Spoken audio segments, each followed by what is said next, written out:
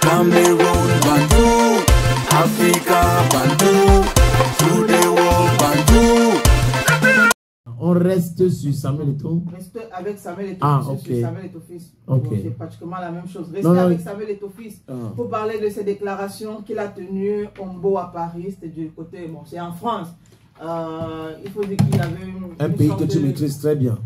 Une sorte de conférence de ce côté-là où ça regroupait quand même beaucoup de stars d'ici et d'ailleurs. Oui. Voilà. Et lors d'une conférence, Samuel Eto'o fils a naturellement répondu à beaucoup de questions, parmi lesquelles combien est-ce qu'il touchait en tant que président de la Fédération camerounaise de football. Oui. Qu'est-ce qu'il a dit, Samuel? Et Samuel Eto'o fils qui a donné donc le salaire du président de la Fédération camerounaise de football, à savoir 3 millions de francs CFA. Oui. Voilà donc le salaire net du président de la FECAFOOT.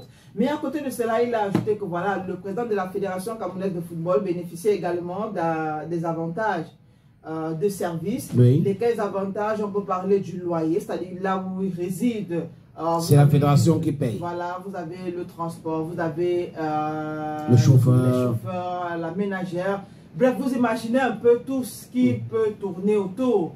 Et donc, il a dit que concernant ces avantages-là, ça pouvait également s'élever à 3 millions de francs CFA, donc pour un total de 6 millions de francs CFA pour le président de la FECAFOOT. Mais Samuel Eto'o fils a tenu à dire que voilà, comme il avait dit la première fois, il a redit encore, il ne touchait pas, ou du moins il n'a pas touché, ou il ne veut pas toucher ce salaire-là. Il avait déjà dit, donc il a réitéré encore beau à Paris, mais en disant que pour lui, ça ne servait à rien, étant donné qu'il avait un projet, il a une vision, celle de construire le siège de la FECAFOOT. Voilà. C'est en train de... Bientôt, ça va finir. Voilà, c'était un peu ironique sa sortie, mais il a dit, imaginez-moi en train de porter mon costard Berlucci pour me rendre dans le siège actuel que vous connaissez. C'est quand même incongru. Donc, il faudrait qu'on ait un siège qui nous sied, c'est-à-dire qui sied au Camerounais. Et à son image aussi. Et à son image aussi. Oui. Et donc, à ce moment-là, il pourra, on ne sait jamais, décider de prendre maintenant une petite partie sur ce salaire-là qui lui est dû, mais pour le moment, qu'il n'en avait pas besoin. Il y a certaines personnes qui pensent que tout doit prendre son salaire, que c'est son agent. Bon, ça c'est clair. Qui doit prendre les 3 millions fois 10, ça fait 30, non? 12, ça fait 12 mois, donc ça fait à peu près 36 millions. 36 millions fois 4. On est à 126, 120, 126, 6, 12, 154. Millions. Voilà, 154 millions qu'il doit prendre. Et les gens insistent. C'était de ses soutiens lui demandent de prendre son salaire, que c'est son agent. Et plus l'agent des services là, des ménagères et autres, il doit prendre. Donc, si ça s'élève à 6 millions, c'est le double. Donc, ça peut être 300 millions. Et s'il ne prend pas le salaire plus de 300 millions là depuis qu'il est là, est-ce que tu peux dire qu'il est pauvre, il est ruiné? Si quelqu'un crache sur 300 et poussière de millions, Gaël. Bon, je pense que c'est clair comme de l'eau de roche. Refuser un salaire de 3 millions de francs CFA pendant 4 ans. À peu près 6 millions. À peu près 6 millions. Quand je dis 3 millions, c'est que j'exclus les avantages et services. Donc je me dis, ok, on a dit que tu n'as pas d'avantage, donc tu ne toucheras que 3 millions de francs CFA. Oui. Et maintenant, se lever un matin, dit, bon, je n'en ai pas besoin. Et on voit son train de vie. Je pense quand même que ce n'est pas quelqu'un qui souffre. Moi, non, on a pour coutume de dire ce sont les personnes qui mangent 3 fois par jour. Donc, c'est quand même assez incongru de penser que voilà, il a des problèmes d'argent.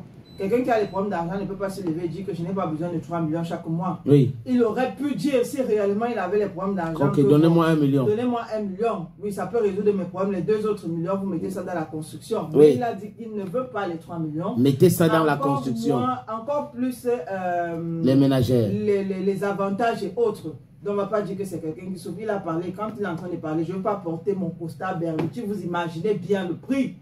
Comme les chaises qu'il avait, il avait exposées au niveau de la bord des mains. Au bord de l'autre côté.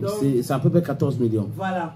il ne va non plus porter, bon, les montres quand même, il est un peu obligé. J'allais dire qu'il ne va non plus choquer ses montres pour venir entrer dans... Et après aussi, c'est quand même son image, parce que quoi qu'on dise, il a une image à préserver. Exact. Je pense aussi que si demain ou après-demain, vous demandez à Samuel Eto'o-Fils en tant que président de la Fédération camerounaise de football d'inviter les grosses stars du football dans ce pays, forcément ces stars viendront et voudront aussi voir à quoi ressemble le siège entrer de dans la ses fédération. bureaux. Voilà, entrer dans ses bureaux. Est-ce qu'à ce moment-là, Samuel Eto'o-Fils va aller les recevoir dans son hôtel? Je ne pense pas. That is the question. Est-ce qu'il ira le ou les recevoir au siège actuel que lui, il estime ne pas être de son calibre? Vous imaginez bien. Non, je pense qu'il y a une question de statut. En dehors de l'humilité. Voilà, en dehors de l'humilité, il y a une question de statut. On dit que l'argent l'abus ne fait pas le moine.